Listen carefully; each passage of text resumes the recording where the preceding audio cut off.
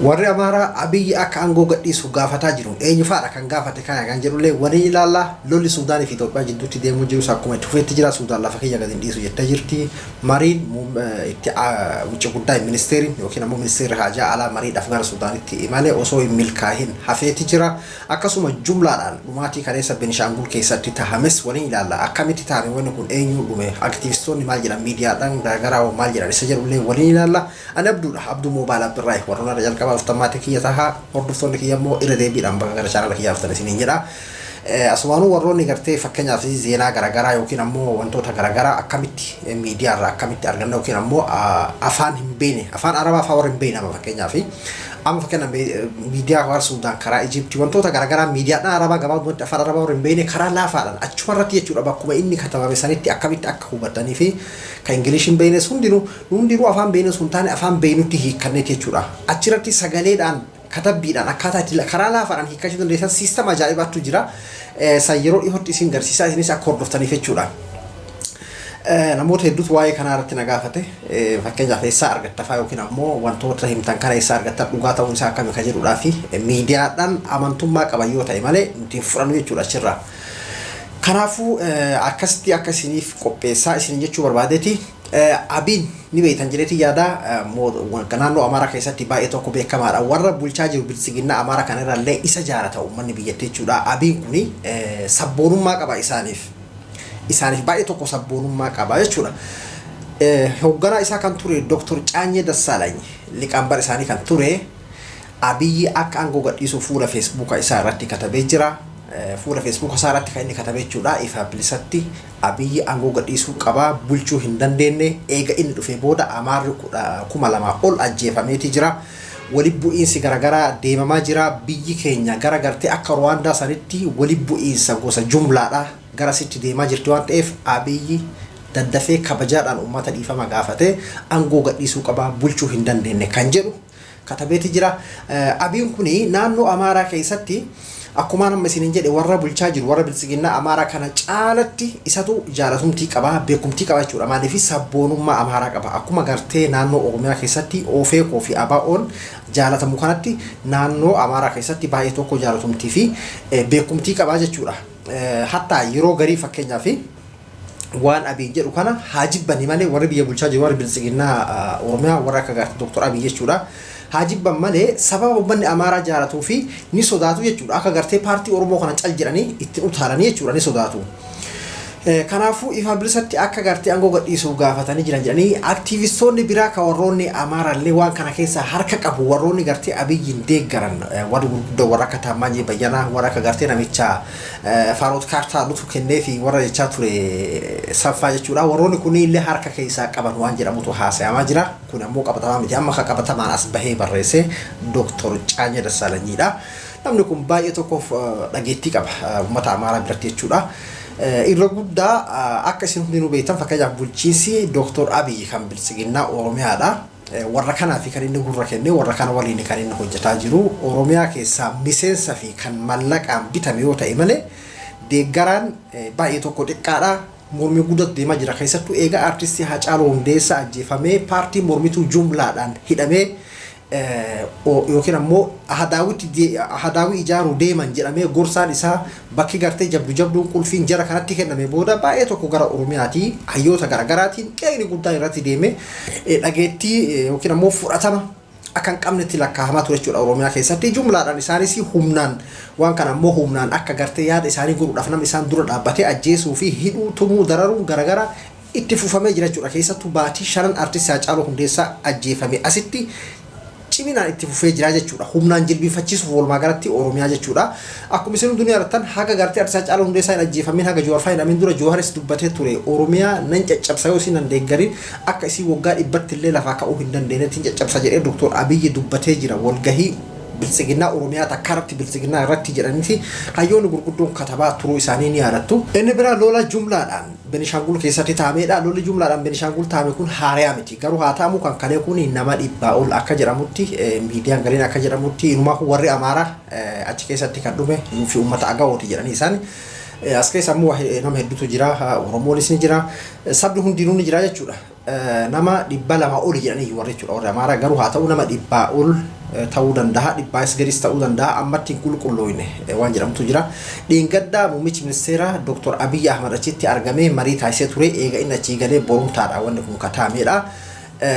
Xiinxaltoonni tokko tokko akka jedhanitti wanni kun dhuguma gartee hidhattoota Benishaanguliin tahee naannawa san kumaandoo poostiidhaan bulaa jirti beekee kumaandoo poostiidhaan eeggamti. Kumaandoo poostiin kun eessa jira? Milishaan biyyattii eessa jira? Poolisiin biyyattii eessa jira?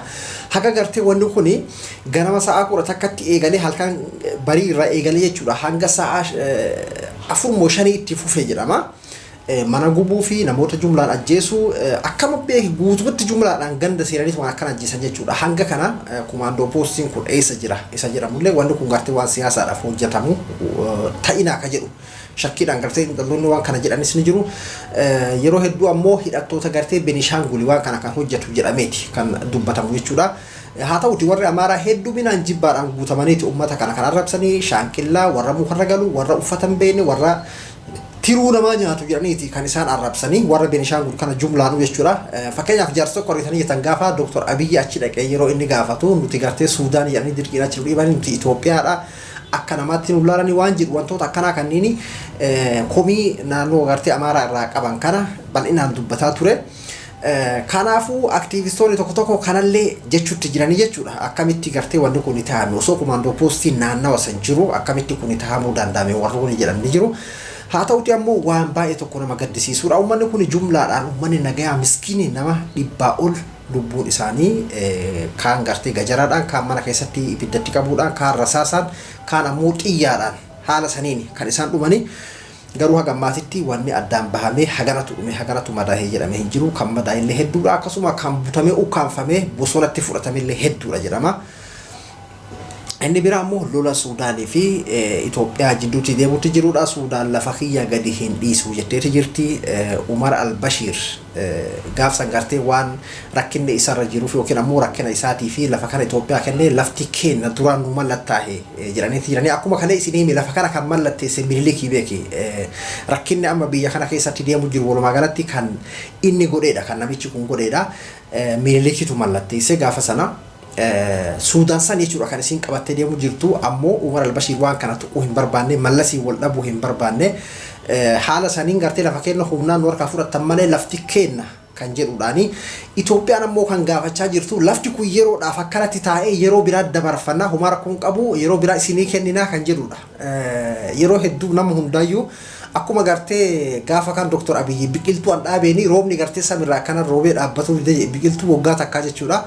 Haaluma kanaan addunyaa guutuu ana qofatu beekaadha haala jedhuun addunyaa guutuu yoo sobuu barbaada. Isaan amma lola lama keessa seenuu hin barbaanne kan Tigraay fi haala gartee amma addunyaan gurra itti kennite kanaanii lola lama keessa seenuu hin barbaanne fakkaatanii. Sudaanis kaagoo tarii kana beekuu maltii gowwaa miti. Isaan ammoo amma nuuf sararamuu qabaadha daangaan. Sudaan kan gaafachaa jirtu daangaan keenya amma nuuf sararamuu qaba. Daangaan isa kam kan sirriidha jetti yeroo kamiillee kenniteef san barbaaddi.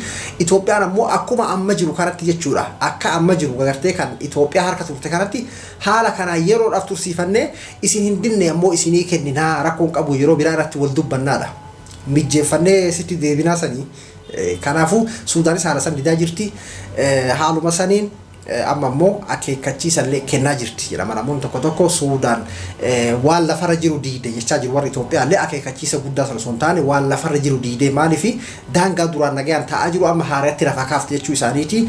Kanaafuu lafa kenna ammoo gadi hin dhiifnu jechaa jirti Sudaanii. Haa ta'uuti milishaa jechaa turan amma dura akkuma isin hundinattan qaamota gadaanaa jechaa turanii amma dubbiin qaamota gadaanaa san bira dabartee Sudaan hedduminaan waraana achirratti gadi fe'aa jirti.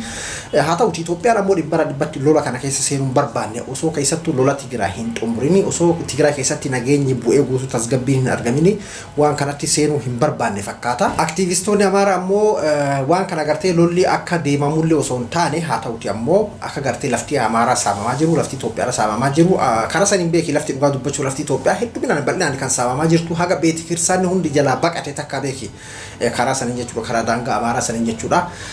Kanaafuu haalli jiru kana fakkaata. Sudaan ammoo abadan lafa kiyya gadi hin dhiisu jechaa jirti. Sudaan duubaan Gibsitu jira jedhama.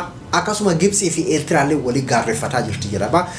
Gibsiin gartee dhimma Itoophiyaa keessaa bahuu qabdi yookiin ammoo Tigraay keessa seentee gartee Itoophiyaa waliin Tigraay dhahuu kana keessa bahuu qabdi jedhama.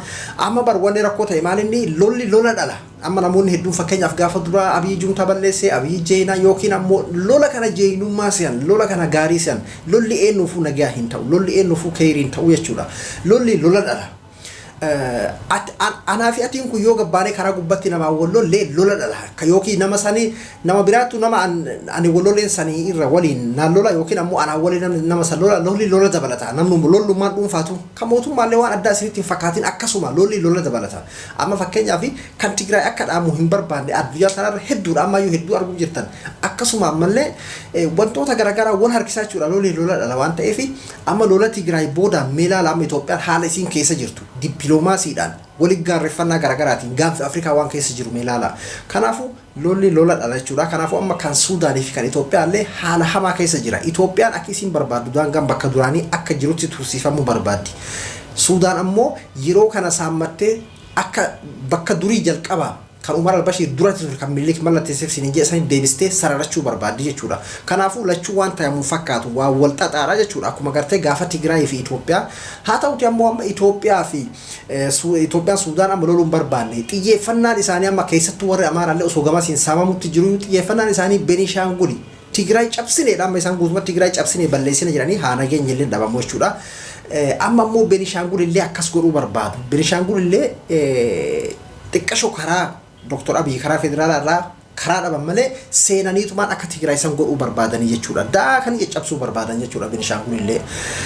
Kanaafuu haalli jiru kana fakkaataa karaa gartee amma bar wanni rakkoo ta'e keessoo isaanii amma osoo Dr. Abiy Suudaan dhahuu caala osoo Oromiyaa dhahe sanitti irra gammadan. Osoo Oromiyaa mata inni ofii bulchuu jiru sana gartee itti gadhiisee isaan gartee akkasitti daaraa godhanii sanitti irra gammadanii jechuudha. Haalli jiru amma kana ta'e Itoophiyaa bar amma way Itoophiyaa way haagaree jedhaniini amma way haagareen namayyuu fi wal balleessu Suudaanii gartee nyaapha yookiin ammoo taala gaaraa taachitti duruu jirtu san caala keessoo ofii san keessoo ofii irra wal jibbaa akka an jedhetti deemi akka an si jaaladhe san atillee jaaladhu akka an jedhe kanatu ta'a fakkeenyaaf amma keessattuu warri kaabaa akkuma isin duniyaa nattan nuti Itoophiyaa jaalannaa warri biraa Itoophiyaan jaalatu keessattuu amma Tigreetti aanee Oromiyaadha kan diigamuu qabu Onag jedhanii beekamu isaan Oromoo lechuu baatanii Onag Oromiyaa jedhan warri soosisaa akkuma isin agartan Oromiyaa jedhan afaan baaniitiin jechuudha.